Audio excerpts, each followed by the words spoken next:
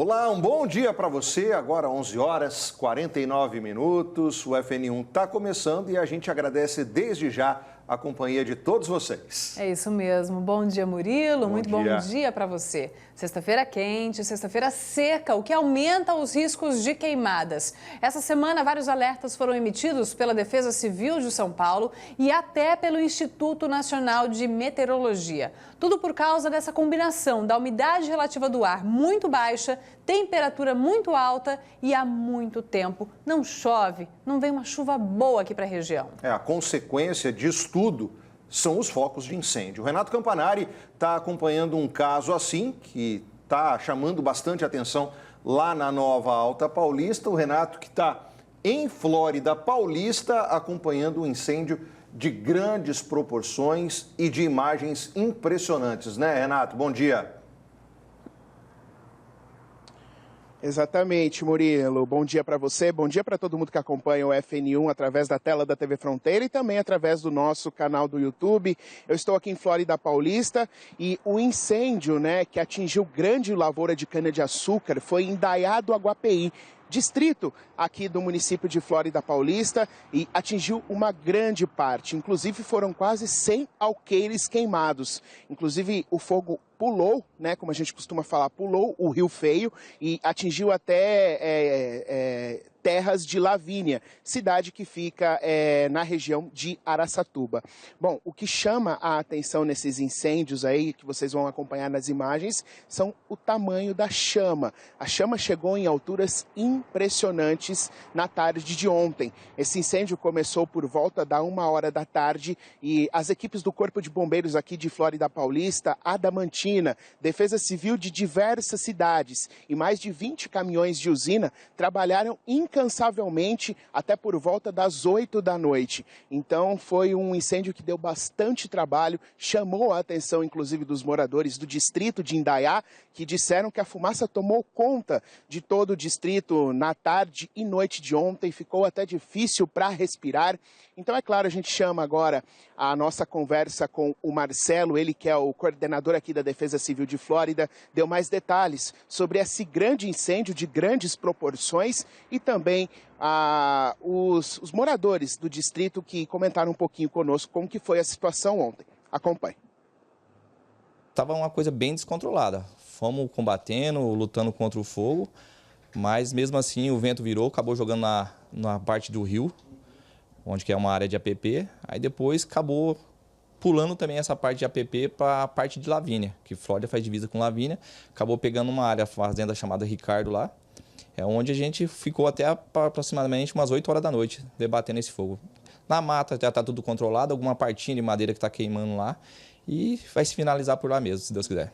Aí fumaciou bem, mas aí o vento virou para lá, assim, pro lado do Rio Feio para lá e queimou à vontade mesmo. De lá foi pulando, pulou o rio e queimou até no 15, chorando. E tem um gado do menino que estava lá num pasto lá e falou para avisar ele aqui. Ele falou, não, meu marido vai lá e vai cortar a cerca para soltar o gado, porque senão morre. Aí foi lá e cortou a cerca, aí os animais do menino daqui conseguiu recolher num canto. E como que estava as chamas, seu Claudemir? Aqui ela foi alta. Agora a fumaça, desde lá da beira do 15, você via ela ainda. Foi até mais ou menos umas 6 horas da tarde e ainda estava com fumaça. E muito pipa, veio bastante pipa de todos os lugares. Bom, gente, eu estive no local do incêndio, o incêndio, graças a Deus, cessou. O que faz agora é aquela fumaça branca, que se espalha por todo o distrito, inclusive também chega até aqui Flórida Paulista e deixa bastante gente com aquela sensação de problemas respiratórios que a gente sempre fala aqui no FN1.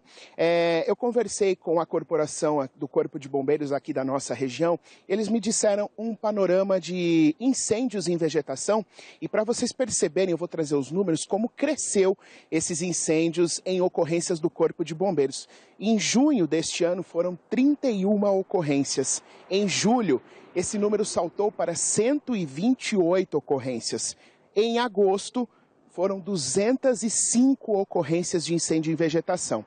E de 1º de setembro até agora, dia 10 de setembro, foram 68 ocorrências. Para vocês verem como esses números aumentam gradativamente e chamam bastante atenção. Então, por favor, a gente sempre fala aqui no FNU, não jogue bitucas de cigarro, não jogue tudo aquilo que possa, então, fazer com que pegue fogo em vegetação ou em áreas verdes. Isso preocupa bastante, viu, gente? Eu volto com vocês.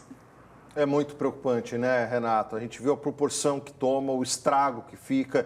E aí a gente está falando não só de produção, mas a gente está falando também de meio ambiente, por conta do ar, saúde de toda uma comunidade, animais que ficam ali sem o seu habitat e que muitas vezes são vítimas nesses incêndios. São tantos os reflexos e muitas vezes provocados justamente pela ação humana. Aí não pode, né? Pois é, a atitude de uma pessoa pode prejudicar tanta gente. Muito obrigada, Renato, pelas informações. Boa sexta-feira para você. Por aqui a gente segue falando sobre essa situação que a gente vem enfrentando já há bastante tempo, né? A baixa umidade do ar, chegando a níveis próximos aos 10%, que potencializa os riscos de incêndios em vegetação, como a gente acabou de mostrar na Alta Paulista, e pode causar sérios problemas à nossa saúde, como irritação nos olhos, nariz, garganta, além de agravar doenças respiratórias. Nesta quinta-feira, Prudente e Dracena ficaram entre as 10 cidades mais quentes do estado de São Paulo em pleno inverno. A gente está falando aí de temperaturas que ficaram entre 36 e 38 graus. É claro que com isso a imunidade fica muito comprometida. Por isso hoje a gente vai trazer algumas medidas importantes de cuidados com a saúde, com as orientações de um médico infectologista. A hidratação ela é importante, que ela vai manter o nível corpóreo adequado. Lembrando, o ar mais seco favorece assim a perda insensível de suor. As pessoas elas têm uma tendência a suar mais, mas não sentem. Evitar a exposição solar, principalmente entre o horário das 10 às 15, 10 às 16 horas, aonde a umidade do ar vai estar mais baixa. Quando a gente fala de umidificador de ar, ele é benéfico, mas tem que ter ali alguns cuidados também, né? Com certeza. É necessária a higienização adequada desses umidificadores, desses aparelhos, a troca de água adequada. Não adianta você deixar a água lá o tempo todo. E também chama a atenção que, como eu disse, a umidade ideal é ficar entre 40% e 60%.